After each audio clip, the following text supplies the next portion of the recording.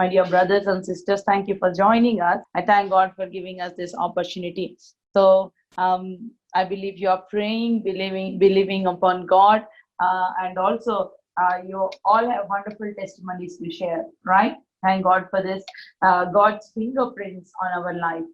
Whenever we pray, no, God is still on His throne. He is still hearing our prayers. He is more than willing to answer our prayers. More than willing to answer our prayers. So let us not give up. Let us not quit praying. Hallelujah. So I was praying, I was asking God what He has for us, for all of us tonight. I pray and I'm believing God, and I am actually depending on His strength to bring out the word in the way that He wanted me to bring out. Hallelujah. So I pray God will give us the right understanding and revelation of His word tonight. So I was asking God what He has for us. The one thing that He said is, do not quit. Do not quit. I don't know, maybe this is the word that we needed to hear. This is the word that each and every one of us needed to hear.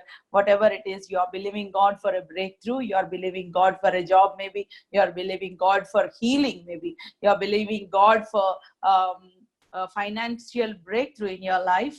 And this is the word of God for all of us. Do not quit. Do not quit. He said in Luke chapter 18 verse 1, he said, then he spoke a parable to them, that men always ought to pray and do not lose heart. Hallelujah. What a wonderful God we have. Thank God for this Bible, right? I really love Bible. I really love, everything is fair enough. We see great men of God performing great acts for Jesus Christ, great acts for God. At the same time, their weakness is not hidden. Their weakness is also written in the Bible. So I really thank God, so that from their weaknesses, we can have that confidence, we can have that hope, at least, that even though we are weak, even though we are imperfect, we still can hold on, we still can press on and do great things for God, because we don't have to be discouraged, we don't have to give up in despair. We have the same God, and our God is same yesterday, today, and forever. The same miracle working God who parted the Red Sea, the same miracle working God who provided manna for them in the wilderness, the same miracle working God who brought water out of that rock, right? The same God, the same miracle working God, the same God is our Father today. Hallelujah. He is same yesterday, today, and forever. So if there is any problem in your life, if you are not praying, if you are not praying to God about it, if you are not bringing that problem to God about it, that means you are underestimating your problem, right? And also you are overestimating your faith. So let us not do that. Even though it is a simple problem, even though it is something very minute, let us not underestimate the attacks of the enemy. Even it is simple one, small one. Don't think that I will handle this, I can handle this. Never think that. When God takes pleasure when we depend on Him. No, don't think that God only handles big things. I don't need to tell him about the small things that are happening in my life. No. We have a big God who even cares about this minute details of our life. So let us bring everything to God. Everything, the minute details also. So don't try to handle with your own hands. We have a Father who cares for us, right? So here he says, then he spoke a parable to them, that men always ought to pray and do not lose heart. The first thing, the greatest enemy in our prayer life is, that disappointment. We lose heart very quickly. We give up very soon, right? We faint. It's the greatest enemy, it's the greatest challenge in our prayer life. That is the reason why Jesus, He knows all this. He knows the trajectory of our path. He knows how our life will be. He knows how fragile we are. He knows how impulsive we are. Like Peter, he says, Lord, if that is you, let me walk on the water. But at the same time, he was distracted and he saw the winds and he started sinking.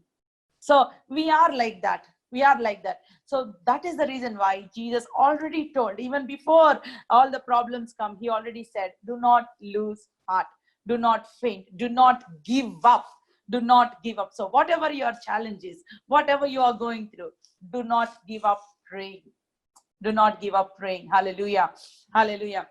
Prayer, it's all about two dimensions. This is what, from my point of view, I'm just telling you two dimensions. Like, one is the main important part of prayer is it's communication with God. It's having fellowship with God. It's having that intimacy with God, that intimacy with the Holy Spirit. Hallelujah. So the primary purpose of prayer is having fellowship with God. Even before the fall of man, when God created Adam, Bible says that every evening on the cool of the day, God would come down to the Garden of Eden and he would fellowship with Adam and Eve. What a beautiful scenario it would be, right? So God comes down and they used to have maybe stroll around the garden, and God used to talk to them. It's such a wonderful time. They don't have any problems to tell. Lord, I have this problem, I have that problem. They don't have anything to share, any problems to talk about. But then till they had fellowship with God. That is prayer. That is the primary purpose of prayer, is to have fellowship with God. And then we can tell him all our problems. God himself said, come boldly. It's an invitation for us. So come boldly to the throne of grace and find mercy, to find grace to help you in time of need. Right? So prayer, primary purpose of prayer is to have fellowship with God. And secondly is it's like a battlefield. When you started praying, when you are praying in tongues, sometimes it's a warfare. God uses your prayer, God uses your praise to attack the enemy. Hallelujah. We have seen last 2 weeks, we have seen how God uses the prayers, the praises of his children to defeat the enemy. So now you may ask me, Sister Joyce, when should I stop praying for an issue? Like, if I'm going through this challenge, until when should I pray? When should I stop praying? So let me tell you, this is the same question that I've been asking God, and God told me, it's none of your business. Until I say stop, you should not stop praying. So it is God who decides when you should stop praying about that thing. Right? But as long as it is there, the burden is on your heart, you should pray. See, I want to share my experience. When I was in my junior college and doing graduation, I studied in boarding school. It's a very strict college, very strict boarding school, where my parents are allowed to come and see me only on 4th Sunday. So my dad, being a pastor, he has no time to come and see me. So obviously, they wouldn't come to visit me. For everyone, their parents would come, but for me, none would come to see me, except my younger brother. He used to come sometimes. But then I will see my father only when I go for holidays. So, but then we have the blue envelopes. You remember, right? Now we have WhatsApp, emails. During those days, I used to write a letter to my daddy, and then I used to just take it and then put it in a letter box. Okay, so after I put it in a letter, I have never seen the postman. I don't know when he would come and pick the letters. I don't know how post office works. I don't know whether this postman will go to my house and give the letter, or how it would work. I really don't know. But what I do is I just trust that system, and I put my letter in that post box. And what I would anticipate is with the next 4 days, I will get a reply from my daddy. If I need school fees, I will get the fees. If I need to buy books, my daddy will send me money to buy books. So the moment I post the letter, so within 4 days, I will go and check whether I get a reply from my father or not. So that is how it works. When you go to the throne room, when you go to the throne room of God, when you go to the throne of grace, you drop your letter there. Sometimes, most of it, if I write a letter and then I put it in my book, and then every day, if I open the letter and read the letter, is there any point of writing that letter? It's of no use, because it will not go and reach my father. So I just put it in my book. I just enjoy reading it. But I'm still expecting my daddy to reply. It doesn't work that way. So when you go to the throne room of God, we all go with our prayer request, and we have to leave it there. When you come out, you should not come out with that prayer request again. When you come out, you should come out with that promise. You exchange your prayer request for the promise of God. Hallelujah. When you get out of that prayer closet with the same burden that you went in, that means you are not done. Hallelujah. I hope you understand what I said. When you come out from the prayer closet with the same burden that you have gone in, that means you are not done. You have not released your burden in the hands of God. You should not come out the same way you have gone. Hallelujah. The answer, you may not see the answer immediately, but the burden will be released. Until the burden is released, stay there. Until the burden is released, wait there in the presence of God. The answer, maybe your appointment with the doctor is next week, maybe it's the next month, but you don't have to wait for that long. You can release the burden in the presence of God and receive an answer for that problem. Hallelujah. Hallelujah. I hope many of you have been experiencing that. But this is an assurance from God. So when we go to the presence of God, do not faint. Do not faint. Do not lose hope. Why? Why Jesus said that, do not lose hope, because it is in his hands. When you go and give it to him, if we can trust post office, if we can trust a postman whom we did not even see, how much more we can trust God, how much more we can trust his angels. When we call upon the name of the Lord, definitely our prayers are answered. He is still enthroned. He is still the King of Kings and the Lord of Lords, but still he is your daddy and my daddy. Hallelujah. Hallelujah. So, Elijah, he went up onto Mount Carmel and he started praying. He got a word from God. God said, I will send rain. And he spoke to King boldly. But then he went up to the mountain and he knelt down. Bible gives us the posture how he prayed. Bible do not mention all these things just to fill up the spaces. But, for us to learn something, he knelt down, he put his face between his knees, and then he prayed. What does it mean? That means, you might ask me, Sister Joyce, do you want us to pray like that? That means what God revealed to me was, he went alone where there is no one. Even his disciple was not there. He went to see whether the cloud is there or not. But then Elijah was alone with God, time alone with God. What does it mean that he knelt down? What does it mean, his posture? He humbled himself before God, and then he closed his ears, he closed his eyes, he covered himself with the mantle. That means he cut off his communication with outside world. Hallelujah. This is what I mean. Even though you are in the midst of the crowd, you might be in office. Maybe you don't have time to kneel down like that. You might be in the office, but still you can be isolated right in the midst of the crowd. Still you can be isolated. Even maybe you're traveling by MRT, you are traveling by bus, maybe you're going somewhere, but then suddenly there's a burden coming upon you. Suddenly there is Holy Spirit, God stirring something inside you. Then immediately you can just get connected to the Holy Spirit. Hallelujah. Immediately you can get connected. That is the hope we have wherever we are. For Elijah, Holy Spirit is not inside him. But for you and me, Holy Spirit got inside me. See, many times God said, go into your prayer closet, shut the door behind you, and pray to the Father who sees you in secret. And Father who sees you in secret will give you the reward. Right? But then when we go into the prayer closet, what happens is we will shut the door, but we will open our phones. We will open our world to the entire world. So let us not do that. Cut off your communication. Purposefully, deliberately switch off your phones. At the start, it will be a struggle, maybe. It will be just a difficult for you to cope, but you have to make up your mind and then sit in the presence of God. Ask God, Holy Spirit, God, help me. I want to do this. Help me to have this relationship with you. Help me to hear your voice. Lord, make my faculties, spiritual faculties, sensitive to your voice, Lord. Help me to hear you. If it is possible for someone, it is possible for me also. God has no favorites. If it is possible to that person to hear you, it is possible to me too. So Lord, help me. We can ask him. Disciples came and asked him, Lord, teach me how to pray. But Elijah, first time he did not see the answer. It's like fight between sight and faith. See, how long should I pray for the same thing? How long should I pray for this same thing? Maybe God is, sometimes devil sits on your positions, sits on your promise. Maybe he's sitting on your promise that God intended to give you. You are not fighting for victory. You are fighting from victory. Hallelujah.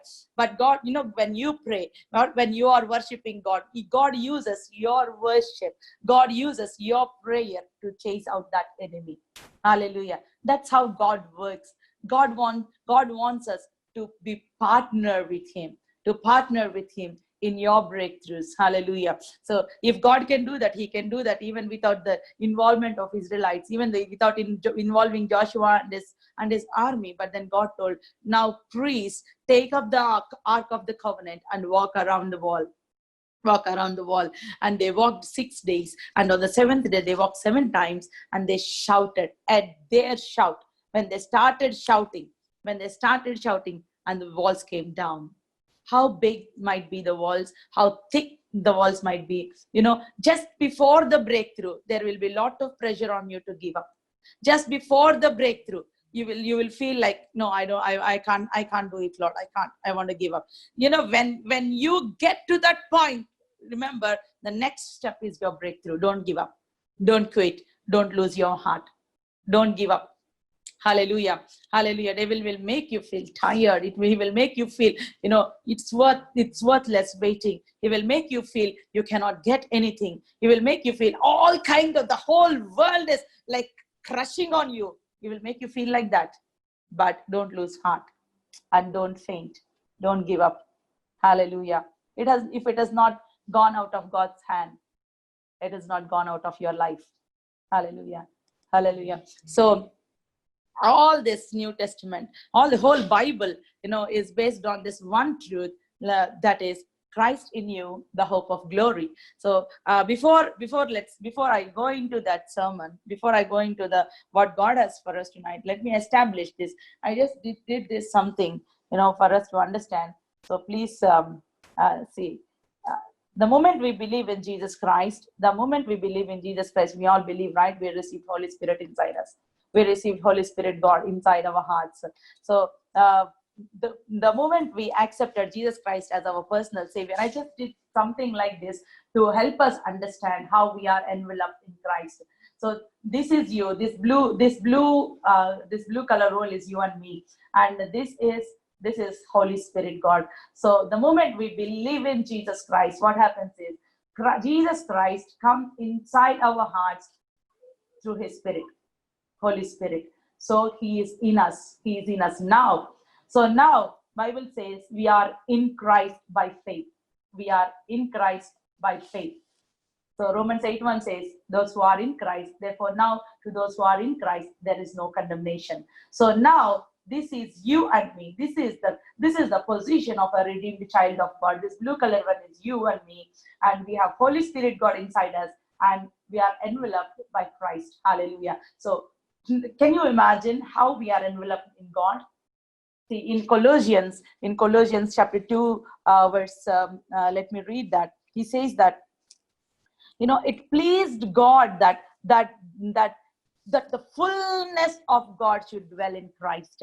It pleased God that fullness of God should dwell in Christ. And he says that this is the mystery that prophets wanted to see, that the priests wanted to see. All the old covenant great men of faith wanted to see this mystery that you and I are enjoying. So Christ in you. What is that mystery? What is that mystery? Christ in you is the hope of glory. Now you can say, I can do all things because through Him who strengthens me. Now you are like this in front of the Father. Now when Father sees you and me, He sees Jesus Christ, and He says, you are my son, you are my beloved son, and in whom I am well pleased. We might be with imperfections, we might be with stumbling blocks, we might be with failures, but then remember, you are in Christ. You are in Christ. We are not saved by our works. We are not saved by our accomplishments. We are not saved by how righteous we are. We are saved by His grace. We cannot add anything to grace. We cannot add anything to grace. There is this there is this story.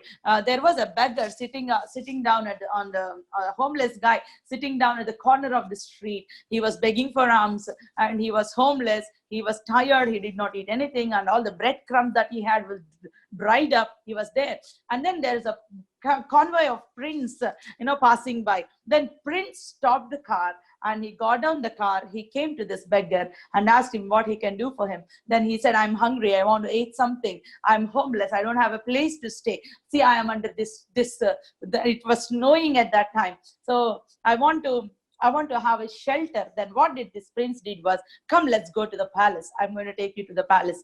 Come. But then he had a very bad experience once he went at least to the street where the palace is. The soldiers there tried to threaten him. You cannot, you with beggar clothes, you with dirty clothes, you with shabby clothes, you cannot come even into this street. You cannot come. You cannot enter into this street. How dare you want to come to palace? He said, I'm helpless. I'm hungry. But you have some protocol. You should wear nice clothes. You should have some tie. You should wear royal clothes. Otherwise, you are not allowed even to walk in the street.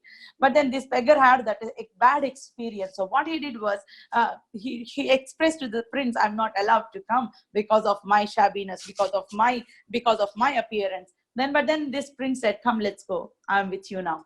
So when they walked in, when they entered into that street, they got down the car. Prince actually wanted to walk into that palace. When the prince was there with him, the soldiers, they saluted and they opened the gates. Hallelujah. That was you and me. Hallelujah. So they did not salute because of the beggar. They saluted because of the prince.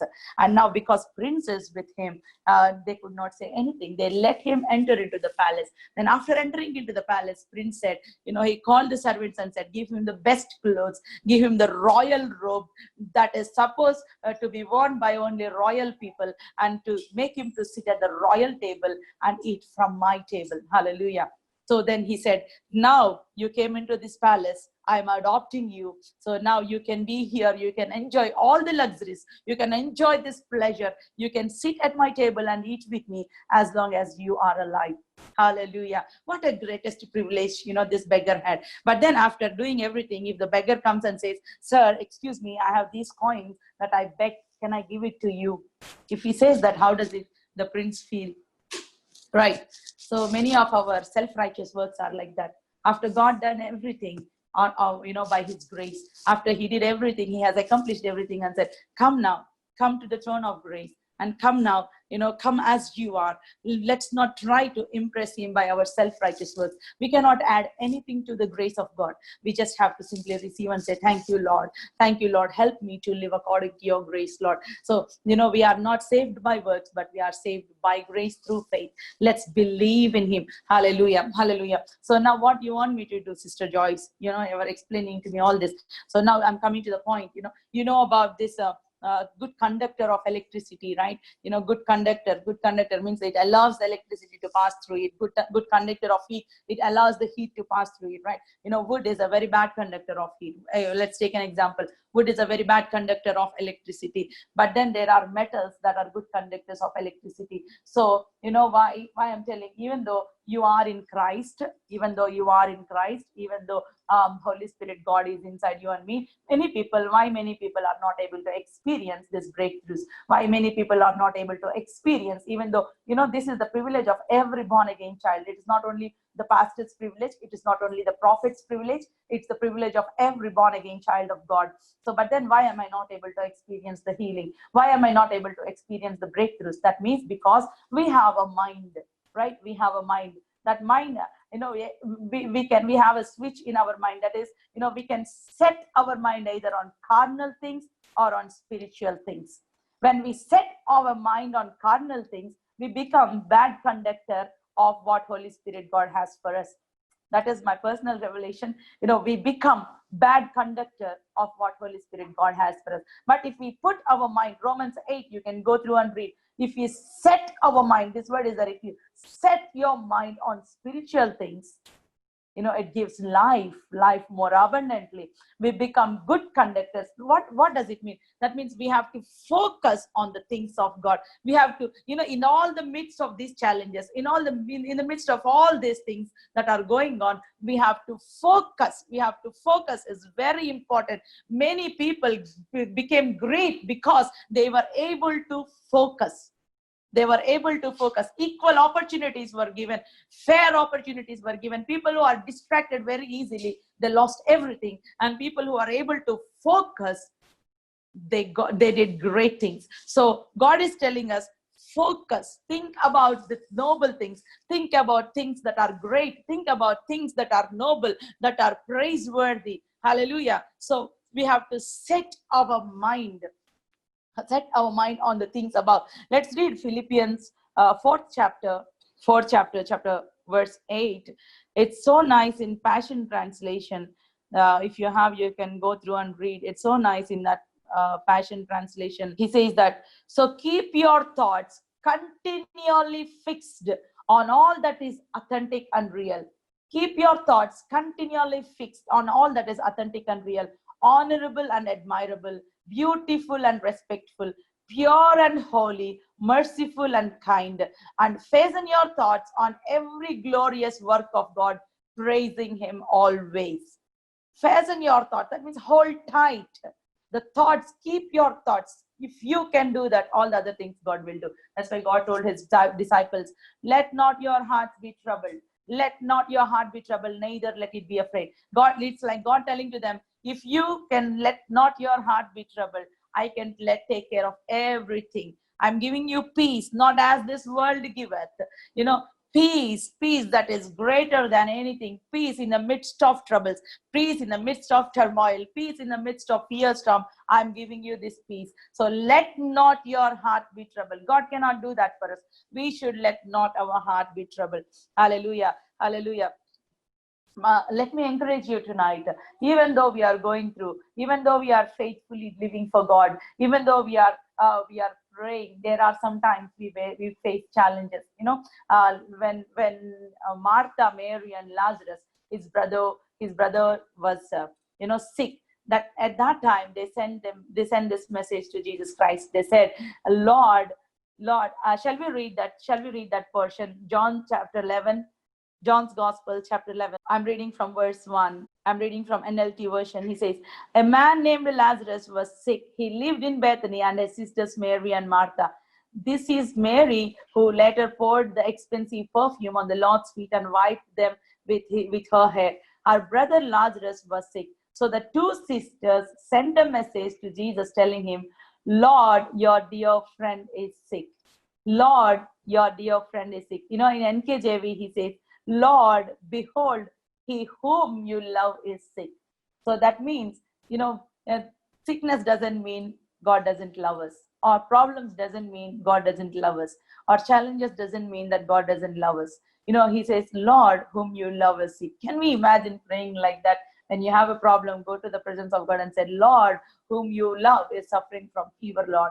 Lord, whom you love is, Lord, suffering from this so and so, Lord. Lord, whom you love is waiting for this breakthrough, Lord. I have only you, Lord. That hope is you, Lord, whom you love. Can you experience that intimacy? They put it in a nice way. They did not ask God to come and heal. He just, the way they sent the message itself, want Jesus to really couldn't wait that he will come and heal him immediately, because they heard that Jesus did a lot of miracles, many wonderful miracles he did for people. So obviously they are very close family. Jesus really, is he's loved by them. Jesus loved them and they loved Jesus. They had such an intimacy. Now at the point of need, at the point of trouble, now they sent the message in a nice way saying that, Lord, whom you loved is sick. When Jesus heard that, he said, the sickness is not unto death, but for the glory of God, that Son of God may be glorified through it. Hallelujah. Many people might misunderstand this verse. They might take that God will give sickness to glorify his name. But this is not what Jesus is talking about. So this sickness came, but I'm not going to let this sickness get glory. I'm going to take that glory. Hallelujah. By healing. Healing gives the glory, not sickness. Sickness will not give glory to God.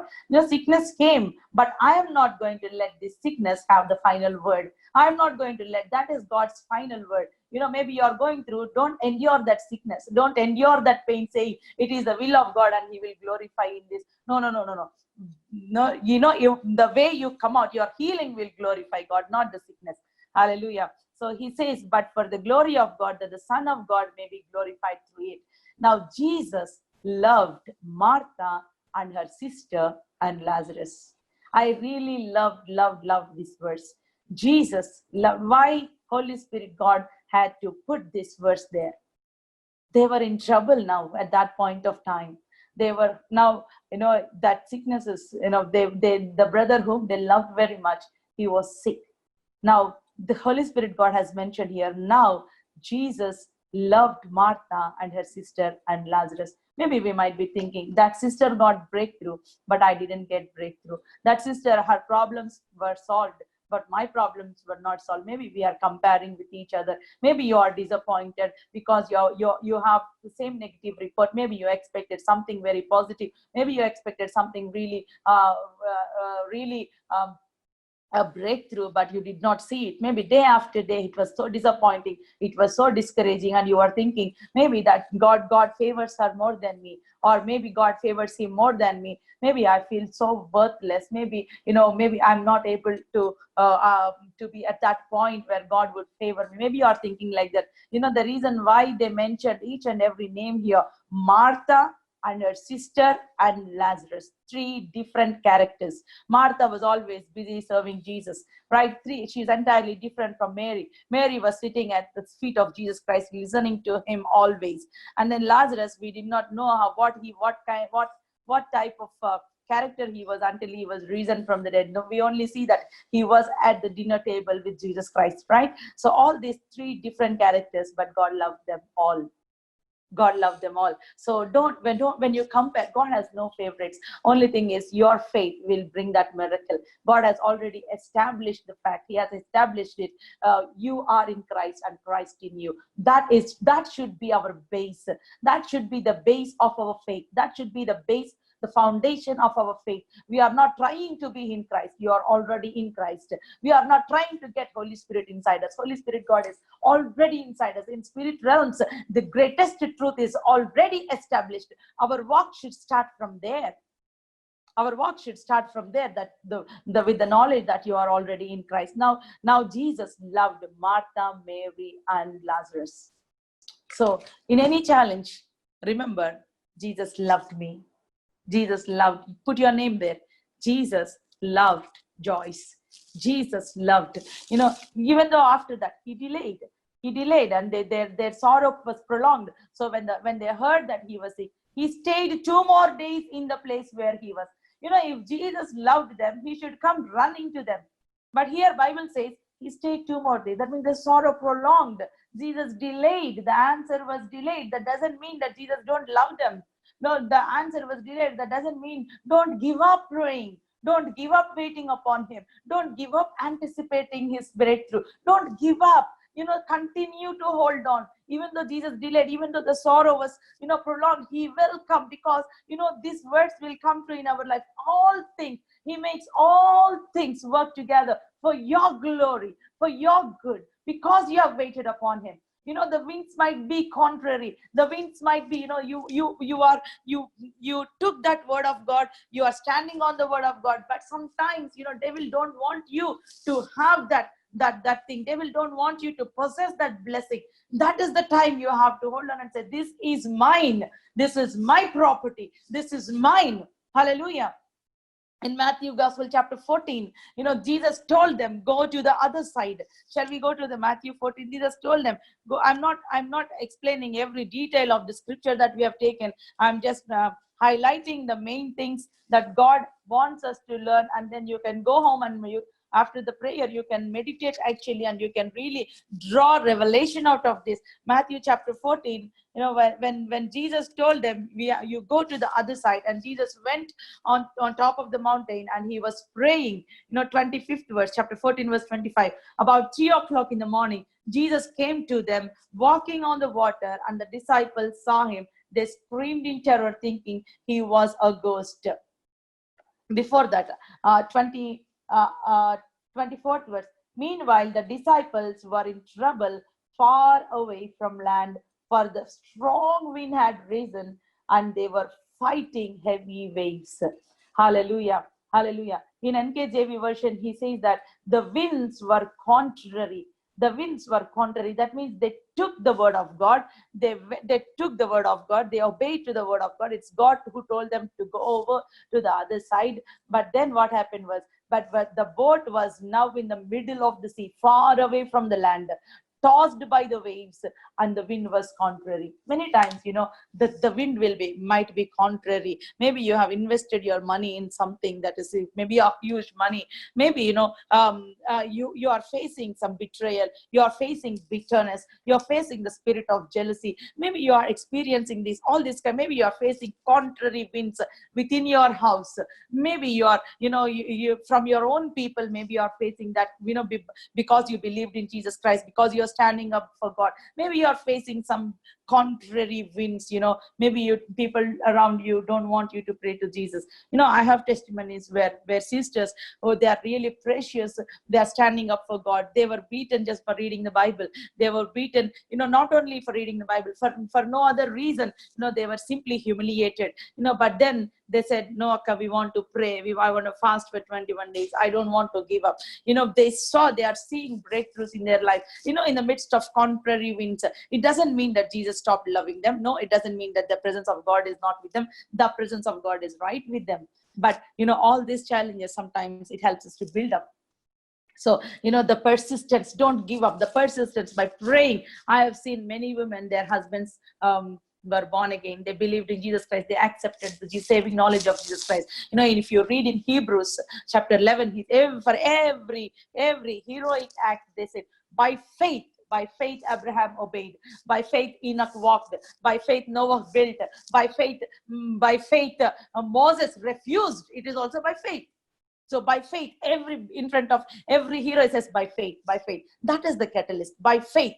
We have to live by faith. That is the currency of heaven. By faith, men who quenched the fiery furnace. I love this word. They quenched. That means the fiery furnace. They quenched it literally. They walked out without the smell of smoke. Hallelujah. So they quenched it by faith.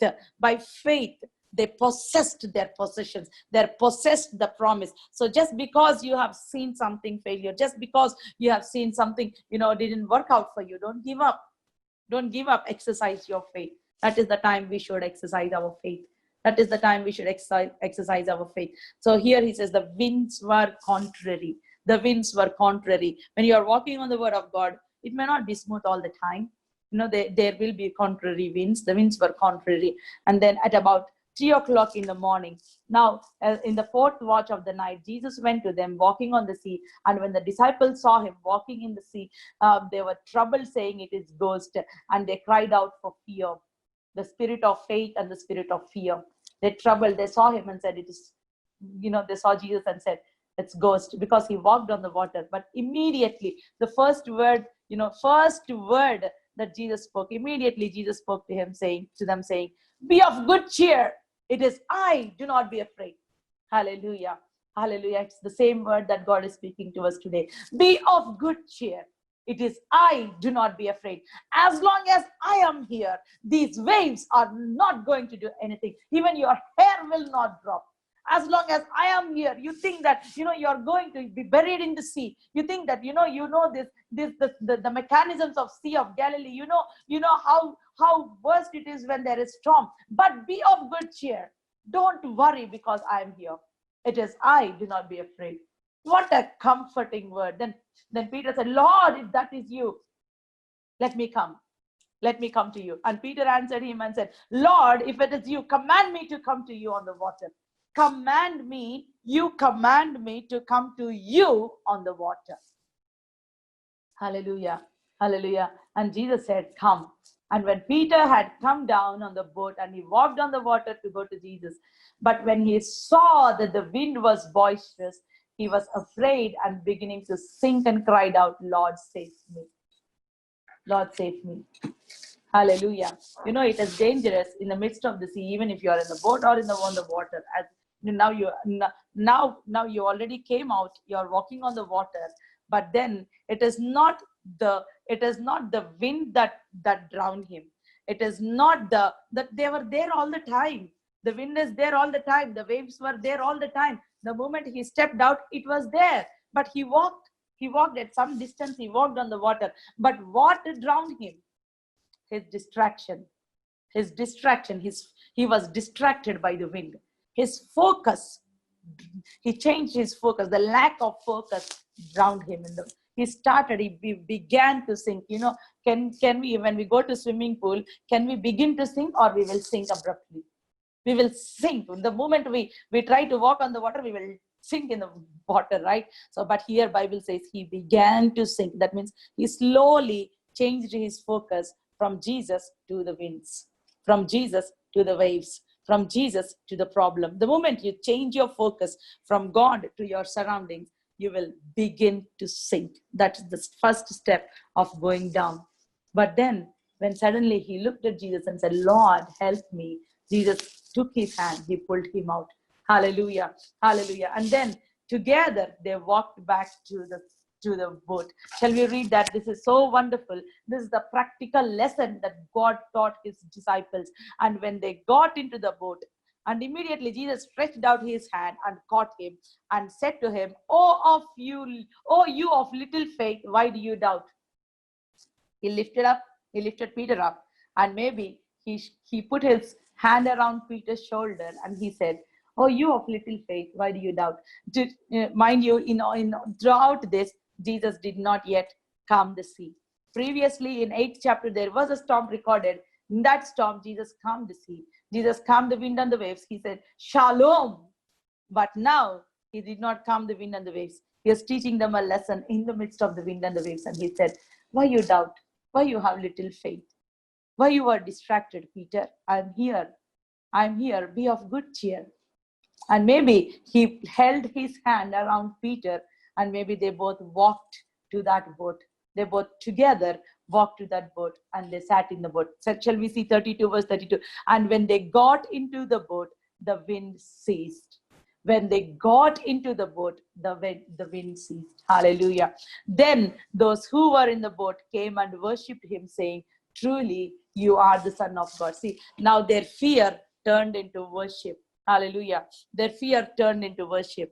Now, when they saw this mighty works of God, when they saw the love and care of Jesus Christ, they started worshiping him. So, it is not about the wind. It is not about the waves. It is always there. But it is all about the presence of God that makes the difference in your life and in my life. Moses cried out and said in Exodus chapter 33, Moses cried out and said, Lord, God said to Moses, I'm not going to come with you to the promised land. You go, you take the people and go, people whom you have brought out of Egypt. You take them and you go there. I am not going to come with you. I am sending you my angel with you, and I will wipe out all your enemies from in front of you. So I will send my angel with you. But Moses is such a wonderful man. What an example he left. He said, Lord, if you are not coming with us, we are not going. If you don't come with us, we are not going, Lord. What is that promised land without you? What do you want us to do with milk and honey without your presence, Lord? In other way, I'm telling in my own words, he said, we do not want to go, Lord, without you. And 14th verse, I really loved this verse. Exodus chapter 33. Shall we read that verse? Exodus chapter 33, verse 14. He said, Lord, is it not your presence that makes the difference from the people of the world and from us? Lord, is it not your presence? For 14th verse I'm reading. And the Lord replied, I will personally go with you, Moses. I will give you rest. Everything will be fine for you. Then Moses said, if you don't go with us personally, again, Moses is emphasizing on his desire. If you do not go with us personally, don't let us move a step from this place. If you don't go with us, how will anyone ever know that your people and I have found favor with you? Lord, if you don't go, how people of this world know that I have found favor with you? That means, Lord, it is your favor that separates me from the rest of the world. Lord, it's your favor even during this pandemic. Lord, it's your favor that's protecting me. In Psalms chapter 12, chapter 5, verse 12 says that God has surrounded his children with favor like a shield. So we are surrounded by his favor like a shield. Hallelujah. So now Moses is asking, Lord, if you don't come with us, how the people of this world know that we are favored by you? How else will they know we are special and distinct from all the people of the world? Hallelujah. Hallelujah. And the Lord replied to Moses, I will indeed do what you have asked, for you have found favor with me. You are my friend. Hallelujah. Now tell me, come back to this verse. Christ in you, the hope of glory. Jesus Christ, as I said, this is Holy Spirit God. This is you. This is just an example, an illustration, and this is Christ. And all the fullness of Godhead is in Christ. That means you are enveloped by God himself.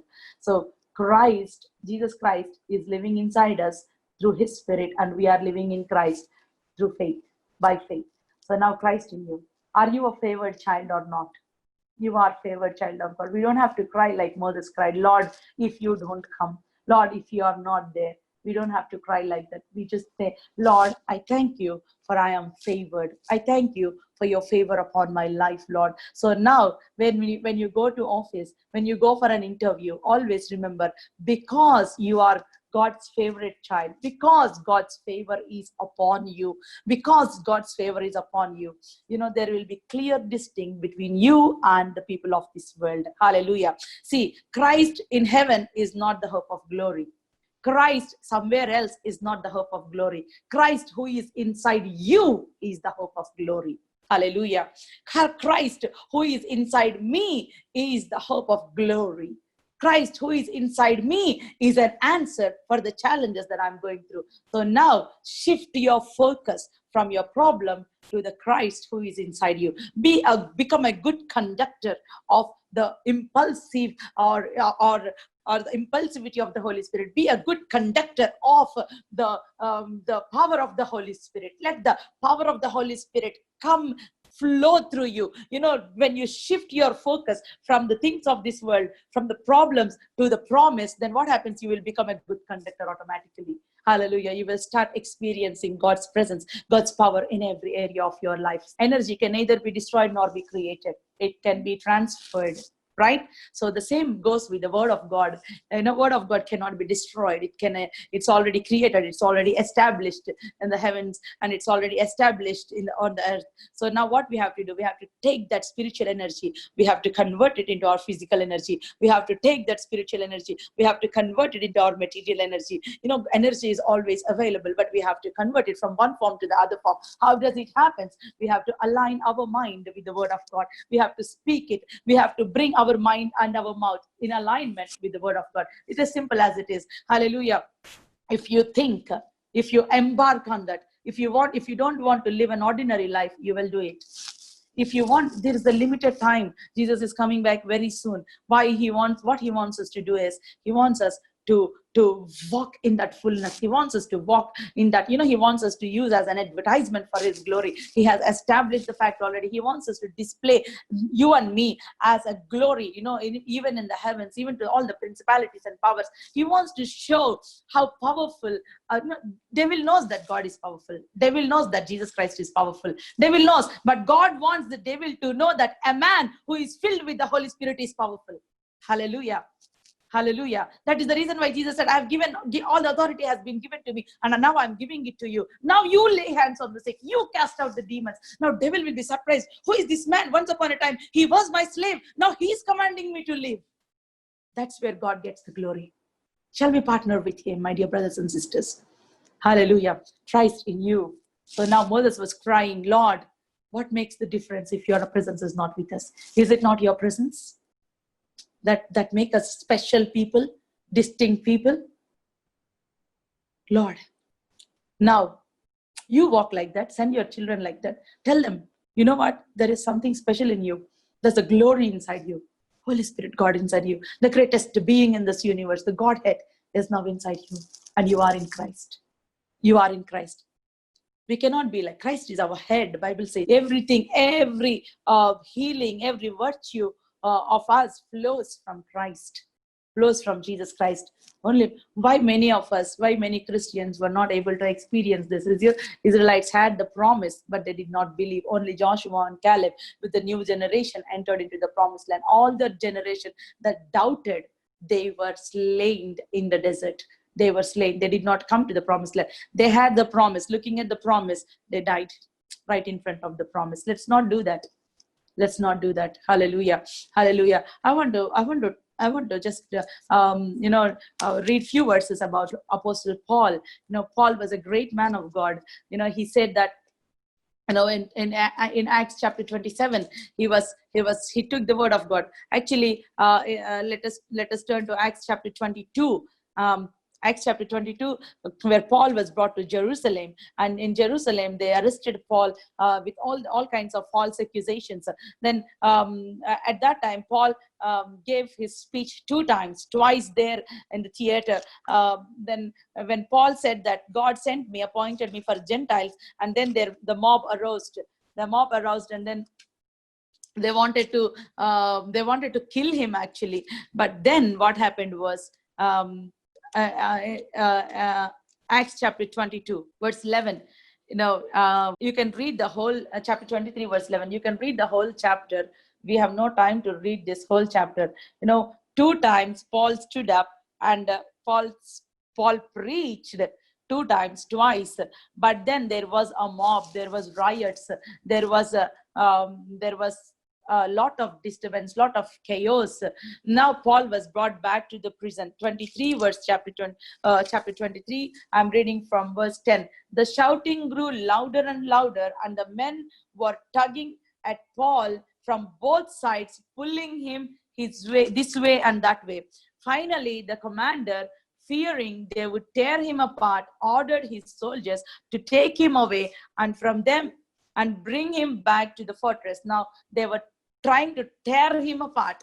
Now commander commanded the soldiers to bring him into that prison again. So now he went into they brought him to that prison. Now that night, 11th verse, that night the Lord appeared to Paul and said, "Be encouraged, Paul. Just as you have told the people about me here in Jerusalem, you must preach the good news in Rome."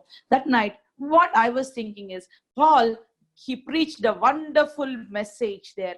He preached a wonderful sermon. And now Paul might be expecting all these people would turn to Jesus Christ. Paul might be expecting they will receive the salvation of Jesus Christ.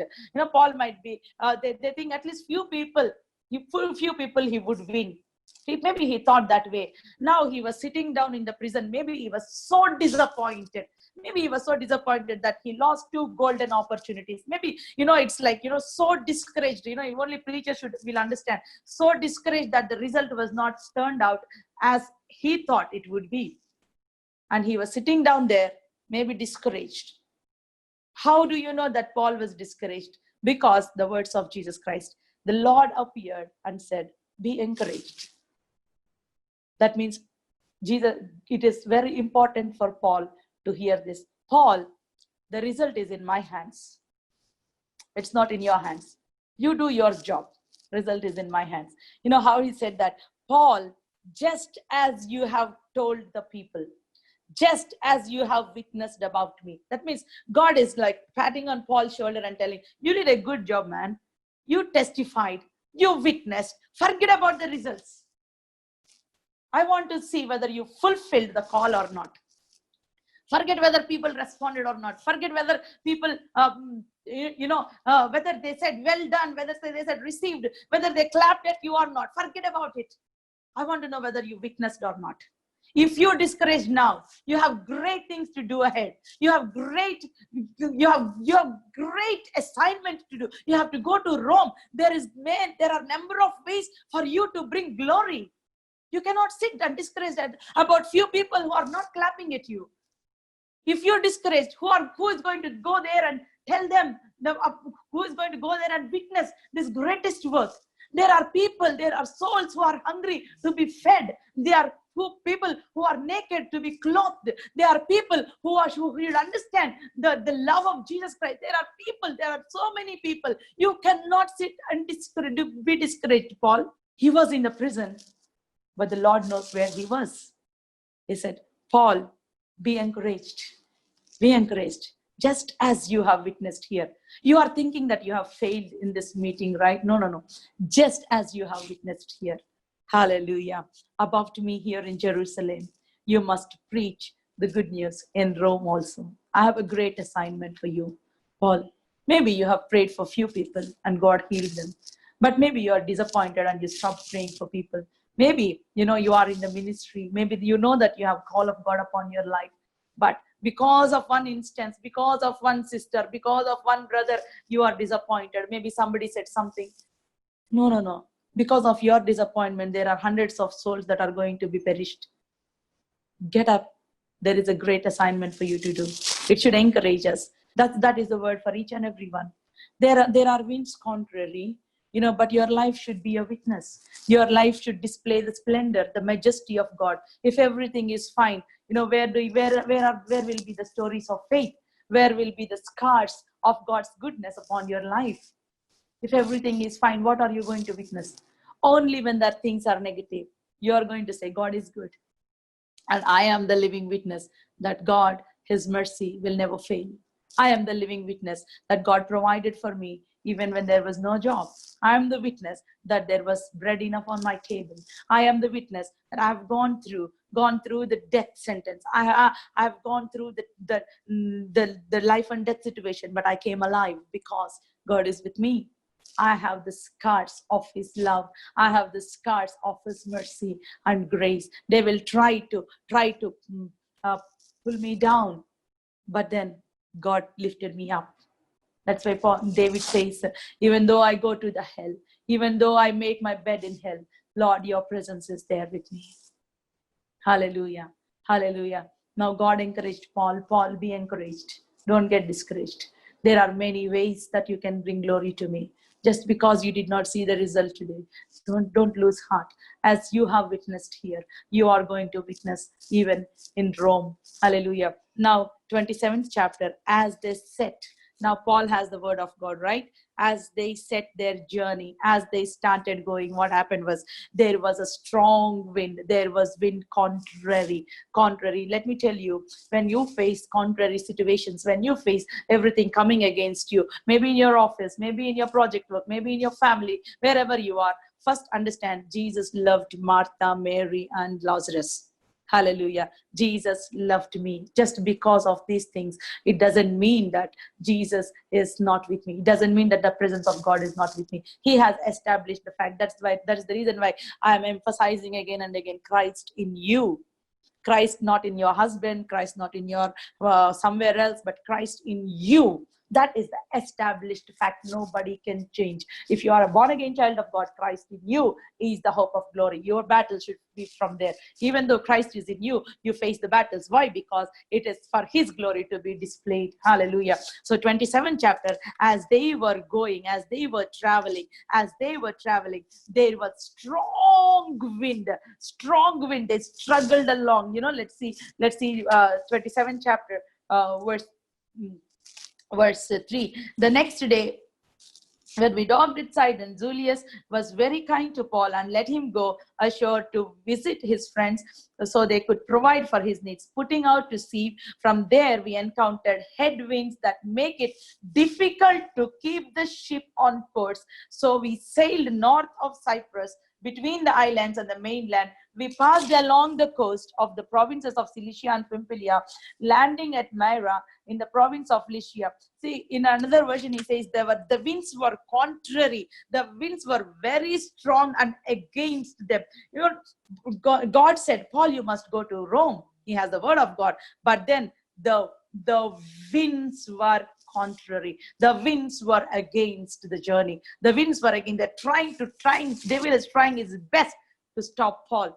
If the wind is against you, if you are facing such a pressure, such a problem, that means you are threat to the enemy. He is afraid of you. He's afraid of your destiny. That is the reason why you're facing this. Hallelujah. So now, He was against, the winds were against this journey. But then the sailing was very difficult. Seventh verse, we had several days of rough sailing. Several days, it was rough. It was rough sea. Several days. You got the word of God. Maybe your business is now a bit rough because of the pandemic. It's a rough sailing. Maybe your job is on the rocks now. Maybe it's rough. It's tough. Let's see. Because of rough sailing and after great difficulty, we finally neared Cnidus.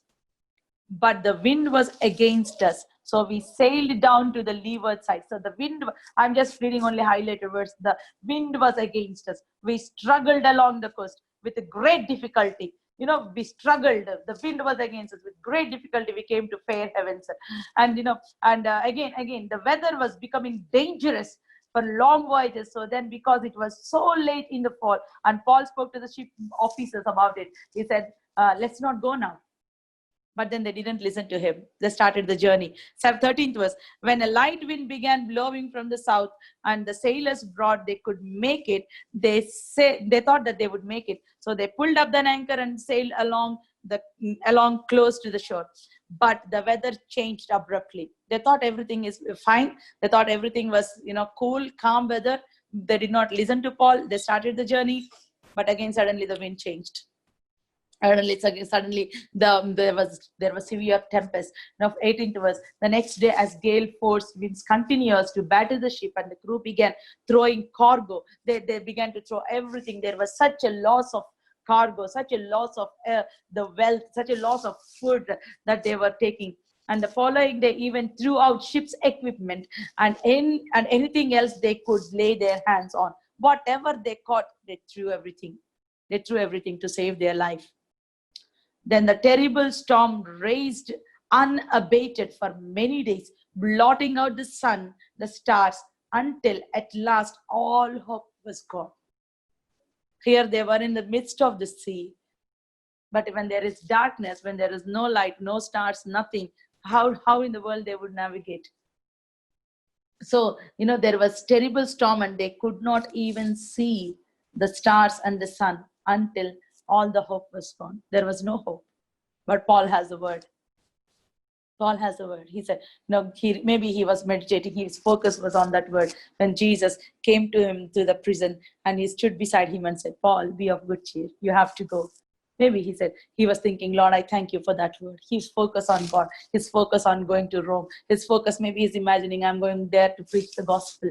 His focus on that. Then, now no one had eaten for a long time. 21st verse. Finally, Paul called the crew together and said, men, you should have listened to me in the first place and not left Fair Havens. You would have avoided all this injury and loss. 22nd verse. But take courage. None of you will lose your lives, even though the ship will go down. This promise, it's like a good news and bad news. You will not lose your life, but the ship will break. How can it be possible, Paul? What kind of contradictory statement it is? Ship is going to break, but we are not going to die. Thank God for the good news. We are not going to die, but the ship is going to break. How in the world is that possible? Hallelujah. Hallelujah. Thank God for that word. At least their lives will be saved. And finally, 22nd verse, again I'm reading. But take courage. None of you will lose your life, even though the ship will go down. For last night, an angel of God to whom I belong. Wow. Thank you, Lord. The angel of God to whom I belong and whom I serve stood beside me. And he said, do not be afraid, Paul, for you will surely stand trial before Caesar. What's more, God is in his goodness has granted safety to everyone sailing with you. So take courage, for I believe God, it will be just as he said, but we will be shipwrecked on an island. Hallelujah. Hallelujah. Now Paul is telling, an angel of God appeared to me last night. He was with me and he said, don't worry, take courage. You will definitely go to Rome. You will definitely stand before Caesar. And what's more, God in his goodness, maybe Paul might be laboring in prayer for everyone, for the believers and the non-believers on the ship. Maybe he was praying, Lord, I don't want any one of them to die. What a man he was. Then angel of God was telling to Paul, Paul, God in his goodness, he has given all of them to you. He has given them to you, everyone. Not one of your family member will die. Maybe you are crying out to God, Lord, my mother did not accept Jesus Christ. Lord, my father did not accept Jesus Christ. Lord, Lord, I want to see the salvation of my family, Lord. Lord, I want to see the salvation of my husband, Lord. Lord, I want to see my husband to be baptized, Lord. Lord, as a family together, we want to go to church, Lord. Maybe you are crying, labor in prayer. Bible says labor to enter into the rest. Labor to enter into the rest. Labor in pain, travail, even natural birth, women have to go through that labor pains to give birth to a child. But when the child is born, she will forget all of her pain with the joy that the baby is born. Hallelujah. So now there should be a labor when you are praying for souls. There should be labor in the spirit. You have to cry out to God, Lord, I want to see the salvation of my mother. Maybe, even though you are a daughter, you have to give birth to your mother in the spirit realm. Hallelujah. I mean, in a way that you have to pray for them. You have to bring for them. You have to labor in pain. Ask God to send the laborers to work. Laborers, there is work to be done. There is time to pray. There is work to be done. Ask God to send the laborers, to send the right people into the field. Hallelujah. See, maybe Paul is laboring. Then God is telling, I have given everyone on board to you. Maybe this is the word for you. Take it. If you are believing God for salvation of your family members, take it. Lord, give everyone to me. I want them. I want them on board to heaven, Lord. Hallelujah. Lord, now God is telling you, I've seen your labor. I've seen your tears. Take good courage. I've given them to you. Hallelujah. Hallelujah. And then he says, now therefore Paul is telling, Paul was now in the midst of that storm where there was no sun, no light, nothing was there. Paul is telling, men, be of good courage. Be of good courage. We can ask Paul, on what basis you are saying this? You know how deadly this storm was, how we struggled. On what basis you are saying this? Now Paul would say, for I know the one whom I belong. I belong. What a sense of belonging. The God to whom I belong, the God to whom I serve. If you are serving God, he will not leave you in the midst of trials. You can say, the God to whom I belong. John Bunyan was in prison once. He was in prison, and then a missionary wanted to see him. So he searched. He came. Finally, he came to meet John Bunyan, and he said, Dr. Bunyan, I wanted to meet you. God told me to go and see you. But then I searched for you half of the prisons here, half of the prisons in England. Then John Bunyan said, if really God told you to go and see me, he would have, God was with me all the time. He would have told you the address. Hallelujah. Hallelujah. God knows where I am. What a confidence. God knows where I am. You don't have to go and see or search for me in all the prisons. He would have given you direct my address. Hallelujah. That's how intimate God is with his children. If you are serving God, it's really wonderful opportunity for us to serve him. We might go through challenges, but let me tell you, the God to whom I belong, the God to whom I serve, he will not leave you. He will not leave you. What a sense of belonging. What a sense of belonging. He says, he will do just as he said. Just as he said. Write down this, highlight these words. He will do just as he said. Take courage, for I believe God. It will be just exactly as he said. Hallelujah. Hallelujah. What is it that is bothering us? Take the word of God and say, he will do just as he said in my life. Hallelujah. He will provide for me just as he said. He said, I am Jehovah Rapha. I will do it. I will do it. The more you believe, the more you will receive. You have to, faith is all about believing and just receiving. Believe, receive. Believe, receive. It's a fight between your sight and fight between your belief. Between sight and belief. You may not be able to see. You cannot understand everything that God has for us. Our mind has no capacity to understand, but our heart has the capacity to believe. So don't try to believe everything. Don't try to reason everything that you're going through. But then you have you can believe it, just as he said. God said, I will send rain, but there is not even a sign of cloud. But then he went, Lord, I know you will say that just as you said it will happen. He went, looked for the cloud. He did not give up and say, yeah, he will. I know it will happen. I know God will say that, but he will not do. I know it will be delayed. God, for he will answer for her quickly, but for me, he will not answer. No, Elijah didn't say all that. Go one more time. Go see and come. Hallelujah. Hallelujah. I happened to I happened to talk to a few sisters past week. They said they were going to hospital for a checkup, and then there were more than two testimonies actually. But today one of the testimony was shared in the group. The sister said the hemoglobin level was less, and doctor said that the baby, 3-month-old baby, have to go through blood transfusion. No mother can take it. I called her and said, and she was like, sister, I don't want this. I don't want this. So I said that no mother won't want this to happen to their child. So let us believe in God. Let us believe in God. Let's not reason out what's happening, but let's believe that our God is a God of healing, a God who heals. So let's believe. Let's believe. Then today morning when she was going to hospital, I texted her, sister, are you there yet? Then she said, no, I'm starting, but I'm so nervous. I'm so nervous. Then I said, imagine Jesus with you. If Jesus is with you, will you be nervous? He has already healed. He has already healed your son. You don't need to go through blood transfusion. Hallelujah. What a wonderful God we serve. After a few hours, she texted me and said, doctor said that his hemoglobin is increasing gradually. You don't need to go through blood transfusion. That's what Jesus did in the midst of the storm. He says, cheer up, be of good cheer. It's I am with you. I'm still on the throne. I'm still on the throne. Nothing has left out of my hand. For you, he's a healer. Just believe and say, he will do exactly according to his word. Hallelujah. Hallelujah. Maybe you have lost something. Maybe you are because of your failure. Maybe here Paul was telling you should have listened to me. You did not listen. If you had listened to me, there would not be any loss or injury. But nevertheless, take courage. Don't sit there regretting for the past. Don't sit there focusing on the negative things that are happening. Don't sit there. Maybe your husband has scolded you. Maybe your husband has misunderstood you. Maybe your mother-in-law has misunderstood you. Don't sit and focus. Keep on focusing on their words and keep on magnifying their words. How much focus you put on their words, how much magnify. Sometimes we bring the dead alive by by repeating what they spoke long time back. It's really worthless. Change your focus. If we know how to worry, we know how to meditate. Don't keep on nagging at things that will not do anything good for you and me. Just focus.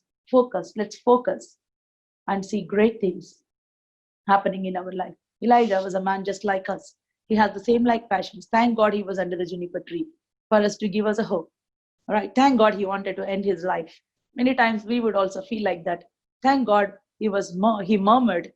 Thank God he was hungry. Thank God for all this. But then he called fire from heaven. He took off with the fire chariots. Hallelujah. Hallelujah. And God, what an encouragement was it. Jesus did not say, Bible did not say that, Elijah was man like Peter or David. You would have some hope, but Elijah, a man who called for fire from heaven, said, man with same like passions as you and me. He persisted. What is the difference? He don't want to hear a no for an answer. I want to finally, one verse we will close. Okay, one verse we will close. Chapter 27, verse 29. At this rate, they were afraid we would soon be driven against the rocks along the shore. So they threw out 4 anchors from the stern and prayed for daylight. So at this rate of throwing out the goods, at this rate of winds blowing at them, at this rate of tempest, a wind, at this rate of rocking on the waves, they let out 4 anchors. I was just meditating on this. 4 anchors. At this rate, they were afraid that we would be driven against the rocks. That means they would be driven against the rock. The ship will break. So they were so afraid. And then they threw out 4 anchors from the stern and prayed for daylight. This is where Holy Spirit God highlighted to me as I was meditating. 4 anchors. What are these 4 anchors? In the midst of the sea, it will be useful for everyone. I want to highlight these 4 anchors. We all need these 4 anchors in life. We all need these 4 anchors in life. What are these 4 anchors? Acts chapter 2, verse 42. Those who believed what Peter said and baptized and added to the church, about 3,000 in all. 42, verse 42, I'm reading. They joined with the other believers and devoted themselves to the apostles' teaching, fellowship, breaking of the bread, and prayer. Hallelujah. We all need these 4 anchors in life, whoever we are. Maybe you are a pastor, maybe you are a prophet, maybe you are a preacher, maybe you are just an ordinary person, maybe you are just a mother like me. We all need these 4 anchors. One is we should be growing in apostles' teaching. That means we should always, listen the word of God. That's what builds our faith. Faith comes by hearing the word of God. For anything in life, we need faith. We need faith. For anything, to achieve anything, we need faith. So, apostles' teaching, that means listening to the word of God, continuously. We must expose our ears continuously to listen to the word of God. Maybe you read aloud and listen, or maybe you listen to the pastor's message, or you spend time meditating the word of God. Bible says the word grew strong in them. The word grew strong in them. It's a fellowship. So, the apostles' teaching. The second one is fellowship. Fellowship is very, very, very important. All of you can testify, right? That the testimonies that we are seeing in our groups. Fellowship is very important. We need one another to pray. That is the reason why we are called as body. Body means we are held together. We are knit together. Paul writes to Colossians chapter 2. He says that, Lord, I pray that our hearts be knit together in love. You don't know how much wrestling I am doing for you in my prayer, that your hearts might be knit. There are false doctrines around. There are people like wolves trying to devour you, but I'm praying, I'm laboring, I'm wrestling that your hearts will be knit together. Knit means the Holy Spirit, God can glue our hearts. So we need fellowship. Why we need fellowship? Because we are one family, we are one body, we are one family. We share the same Lord Jesus Christ, we share the same Holy Spirit, we share the same joy. We might go through the same problems, maybe it comes in different phases, different angles, but we have the same problems in this life. You are not greater than me, I'm not greater than you. We all are in the same boat, same journey. So we need fellowship to pray for one another. We need one another. If you don't think that you need fellowship, that means devil is trying to cut you off from the fellowship, which is very dangerous. As long as you are in fellowship, devil cannot touch you, because you are covered by prayers. But if it is something that, that's why, even First John, I think chapter 4, he says that, walk in light, walk in fellowship. In fellowship, as long as you're walking in fellowship, that means you are walking in light. Even you fall down there, you're falling down in that fellowship. There are people there to lift you up.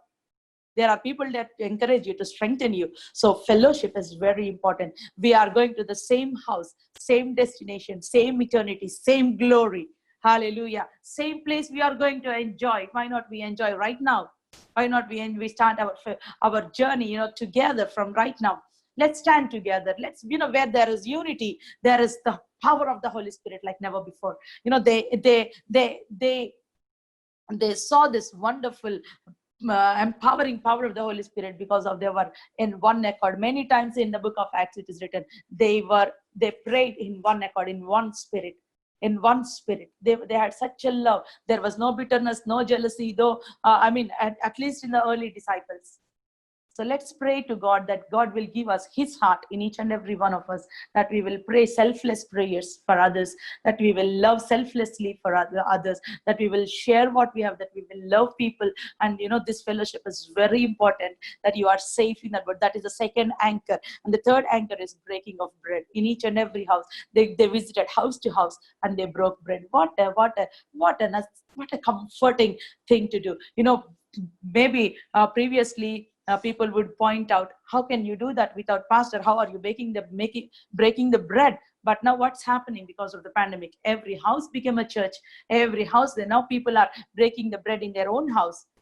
The early disciples used to do that, but now it's happening. So it is important for us to remember the finished work of Jesus Christ. It is very important. Early disciples, they broke the bread, they enjoyed the meal. That means they remembered the finished work of Jesus Christ. They remembered that all their victory is there in that breaking of bread.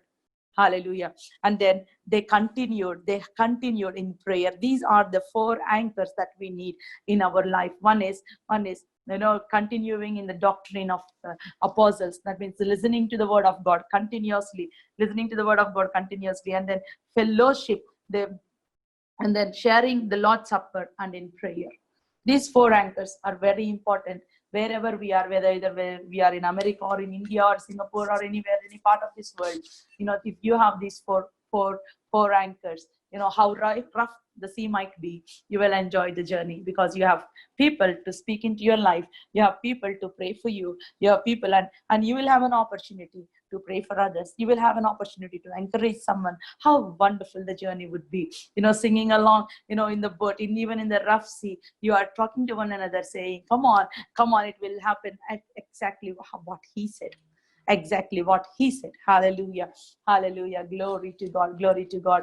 I thank God for this opportunity. I believe that God has blessed us with his word tonight.